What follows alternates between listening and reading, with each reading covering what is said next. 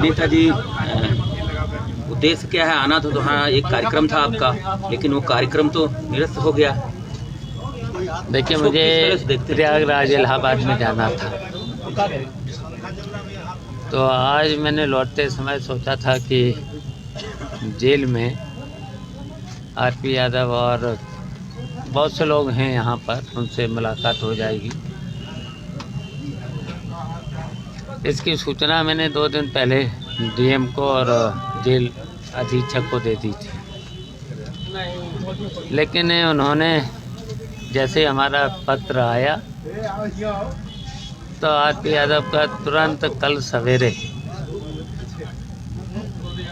उनका ट्रांसफ़र कर दिया सुल्तानपुर जेल में। और फिर जब हमने बात करना चाही जिलाधिकारी महोदय से, अभी तक कोई बात नहीं जिलाधिकारी महोदय ने करी है। अभी तक सूचना भी हमें नहीं दी है कि ऐसे ऐसे आप जिससे मिलाई करने चाहते थे उसका ट्रांसफ़र सुल्तानपुर में हो गया। ये सब देखिए सरकार के इशारे पर,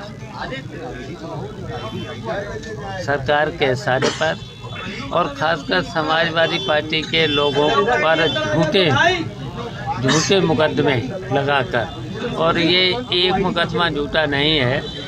यहाँ पर हमें सूची है, अभी हमारे पास सूची है। यहाँ पर 7 लोग हैं, जिसमें देखिए आरपी यादव गवाहों को धमकाने में, तो इनको 3/2/2023 को सपा के पूर्व प्रत्याशी आरपी यादव को गवाहों को धमकाने का झूठा मुकदमा थाना कोतवाली में लगा कर के इनको धाराएं लगा दी हैं 147, 147, 307, 504, 506, 364, 386, 19, 195 ए में दर्ज कर जेल भेज दिया।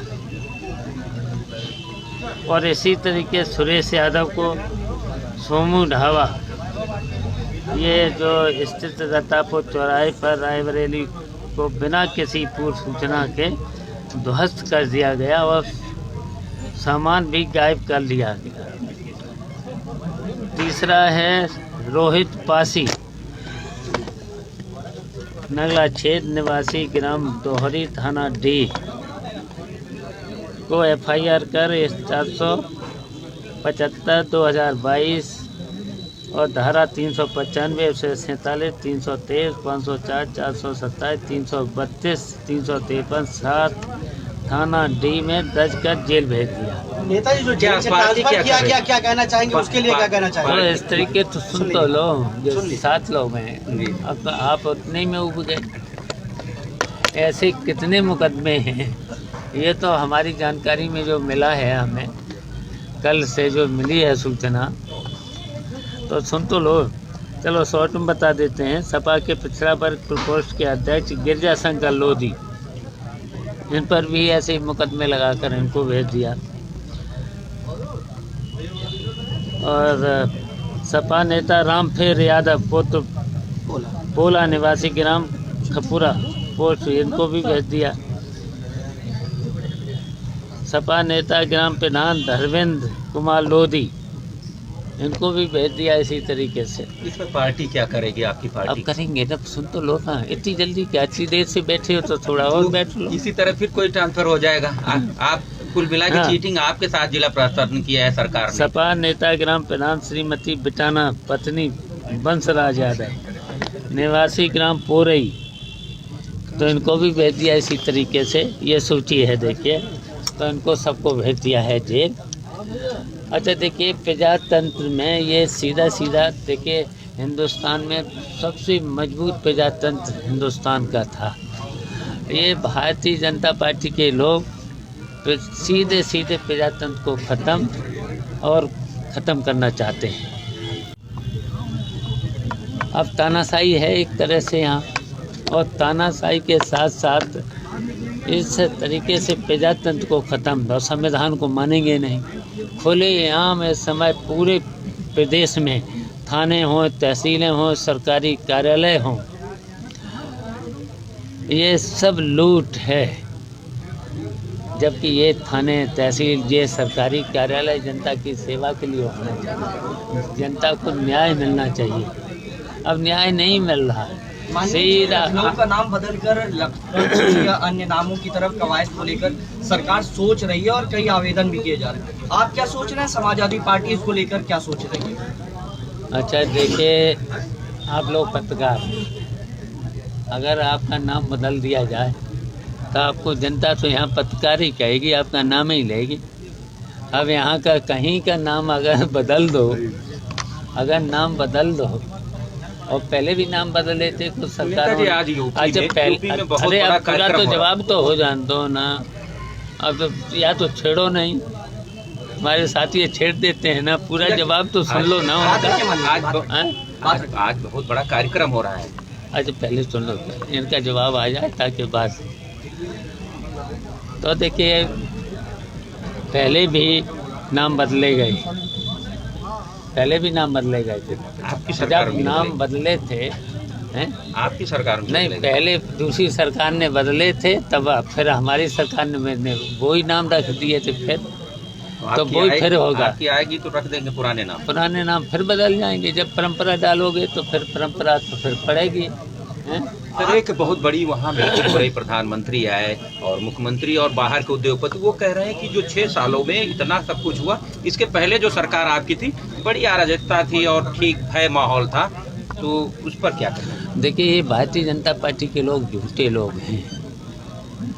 और देखिए, प्रजातंत्र में 4 खम्भे माने जाते हैं लोकतंत्र में, तो आपका भी चौथा स्तंभ है। तो आप भी जिस तरीके से हम लोग विपक्ष में हैं, तो आपकी भी भूमिका विपक्ष की है। तो आप लोग भी सही बात को, ये झूठे लोग हैं ना, 6 साल में इन्होंने क्या देश और प्रदेश के लिए किया है, वो हम जानना चाह रहे हैं। ये समिट इस तरीके के पहले भी कार्यक्रम चले हैं कि हम पूछना चाह रहे हैं कितनी फैक्ट्रियां लग गई हैं, कितना ये इन्वेस्ट ले आए हैं, पहले तो इसका हिसाब हो जाए। आप लोगों को तो जानकारी होगी ना, पता कर लेना पूरे देश में, पूरे प्रदेश में कितना इन्वेस्टमेंट लाए हैं। और फिर हम इनसे कहना चाहते हैं, इनसे प्रदेश सरकार से, कितना तुमने बजट रखा था, इनकी सरकारें रहीं, कितना खर्च कर लिया है, कितना। हम भी सरकार में रहे, नेताजी की सरकार थी, अखिलेश की सरकार थी, जितना देखिए ये बजट, पूरा बजट इनका जितना खर्च कर पाते, हम एक जिले में, हम और अखिलेश मिलके एक जिले में खर्च कर देते थे। इन्हें पहले पूछो कि कितना बजट का खर्च किया है इन सालों में। जब से भारतीय जनता पार्टी की सरकार आई है, बजट तो पूरा दिखा देते हैं। पिछले साल कितना 4 लाख करोड़ बजट इन्होंने रखा था। इन्हें पूछो कितना खर्च किया है, किस किस जिले में कितना खर्च किया है, पहले तो ये बताए हैं। कितना लाए हैं अभी तक इन 9 सालों में कितना लाए हैं। कई बार इनकी समिट इस तरीके से हो चुकी हैं, तो इसका पहले हिसाब दीजिए। नेताजी, रामचरित मानस से बात उछली, फिर ब्राह्मण तक आई, अब शूद्र तक चली गई, क्या कहेंगे इसको लेके आप? देखिए, इस पे हमारा तो पहले स्टेटमेंट आ चुका है। ये मौर्य जी का व्यक्तिगत स्टेटमेंट था, ये पार्टी का स्टेटमेंट नहीं था। और देखिए, सभी हम लोग तो सभी ग्रंथों को मानने वाले हैं, भगवान राम के आदर्शों पर चल रहे हैं, भगवान कृष्ण के आदर्शों पर, जितने भी भगवान के रूप में भाई हम लोग तो सबको मानते हैं। लेकिन और इसलिए मानते हैं आपकी की पार्टी अखिलेश के बाद, उनके बयान के बाद जो है, अब ये बात निकल के आ रही है कि समाजवादी पार्टी के लोग कह रहे हैं कि हम भी शूद्र हैं, इसको लेके क्या? अच्छा बताइए।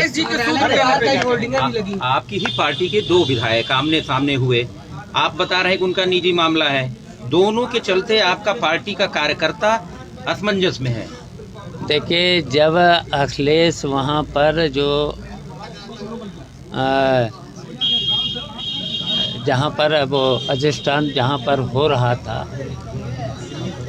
तो वहाँ पर फिर काले झंडे क्यों दिखाए गए, क्यों ऐसे ऐसे नारे दिखाए गए हैं। अगर तुम कोई भी किसी भी धार्मिक कार्यक्रम में कोई जाता है तो काले झंडे क्यों दिखाए गए। माननीय जी, पार्टी में आपका कद और स्वामी प्रसाद मौर्य का कद बराबर कर दिया गया और रामचरितमानस का बयान वो पहले दे चुके थे। सत्ता पक्ष कह रही है कि उनका प्रमोशन हो गया क्योंकि उन्होंने इस प्रकार के धार्मिक उन्माद को बिगाड़ने वाले जो बयान दे दिए। आप क्या सोच रहे हैं, आपके बराबर कद है उनका पार्टी? अच्छा बताइए, अब ये बताइए, वो देखिए नेता तो हैं, नेता तो हैं, उनके विचार कुछ भी हो सकते हैं। आप जितने यहाँ पत्रकार हैं हम तो समान ही मानते हैं, तुम क्या पूछ बैठो। लेकिन मैंने कहा कि उनका व्यक्तिगत स्टेटमेंट था, पार्टी का स्टेटमेंट नहीं था। एक और आपके नहीं था। पूर्व आपके एक विधायक हैं, वर्तमान है, पूर्व मंत्री रहे। अच्छा, उन्होंने जो बयान दिया तब से आपकी पार्टी में अंतःकलह मच गया है। अच्छा, एक इनका जवाब और था, सूत्र वाला और काले झंडे क्यों दिखाए। और काले समाजवादियों का पुराना क्या जानते हो, अगर तुमने काले अगर झंडे दिखाए हैं और अगर हमने काले झंडे दिखाना शुरू कर दिए हैं तो फिर कहीं इनके कोई भी मंत्री घुस नहीं पाएगा, फिर घुस नहीं पाएगा कोई मंत्री। अच्छा नेताजी, जब आरपी यादव की गिरफ्तारी हुई थी तो अखिलेश यादव ने एक बयान दिया था कि एसपी हमारा फोन नहीं उठाते हैं, अधिकारी हमारा फोन नहीं उठाते हैं। चार यहाँ के विधायक आपके 12 बजे तक वो थे, कल आरपी यादव हो गए 12 घंटे बाद, किसी को नहीं पता चला। ये है आपकी जो पार्टी के वर्कर हैं, कार्यकर्ता, जिनको जिम्मेदारी आपने रायबरेली को दे रखी है, उनको भी नहीं पता कि आपके कार्यकर्ता जेल में है कि बाहर पुलिस ले जा रही, तो न विधायकों को पता है। ये कोई गैपिंग है कि नहीं है? देखिए, गैपिंग नहीं है, ये तो अधिकारियों का है। अधिकारी बिल्कुल देखिए निरंकुश हो चुके हैं। किसी जनप्रतिनिधि का हमारे अभी तक डीएम ने बात नहीं करी। हम यहीं पर हैं, कल भी थे, आज भी हैं यहीं पर। अभी तक डीएम ने मेरे पत्र का जवाब नहीं दिया, मुझे अभी तक नहीं बताया है, हैं? हमसे ज़्यादा शक्तिशाली कौन था? आपके साथ चीटिंग हुई तो अभी तक यहाँ फिर ये समय नहीं रहेगा, ये समय नहीं रहेगा आगे भी। इन अधिकारियों को इतना देखे, ये पूरी तरह से ये भारतीय जनता पार्टी की सरकार प्रजातंत्र को ख़त्म कर रही है, संविधान को भी ख़त्म कर रही है। बाबा साहब का जो संविधान का था उसका भी अवहेलना हो रही है। तो इस तरीके से थोड़े प्रजातंत्र चलता है, जबकि हमारा प्रजातांत्रिक स्वरूप दुनिया में सबसे मजबूत प्रजातांत्रिक स्वरूप है। तो उसकी जब धज्जियाँ उड़ रही हैं सरकार में और अधिकारी इतने निरंकुश जब हो चुके हैं तो फिर जनता को तो परेशानी है ही, जब विधायकों की बात न सुनी जाए। और यहाँ तक हम कह रहे हैं कि यहाँ के जो बड़बोले मंत्री भी हैं, कई बड़बोले मंत्री हैं, उन्हें पूछो कि तुम अपने विभाग में तुम्हारी कितनी चल रही है। एक चपरासी का छोटे से छोटे ट्रांसफ़र नहीं करा सकते हैं तो काहे के मंत्री हो, काहे के डिप्टी चीफ मिनिस्टर हो और बढ़ के इतनी बातें बोलते हो। अब ये गए थे मैनपुरी के चुनाव में बड़बोले मंत्री, तो जनता ने क्या हाल किया उनका। और आगे हम इन्हें और बताएंगे चुनाव कैसे लड़े जाते हैं। और फिर हमने इसलिए देखो, जो हमें समाजवादी पार्टी का महासचिव पद मिला है, अब हम समाजवादी पार्टी का संगठन को मजबूत करके इन्हें बताएंगे कैसे चुनाव लड़े जाते हैं और कैसे इनको यहाँ से फिर इनको हटाने का काम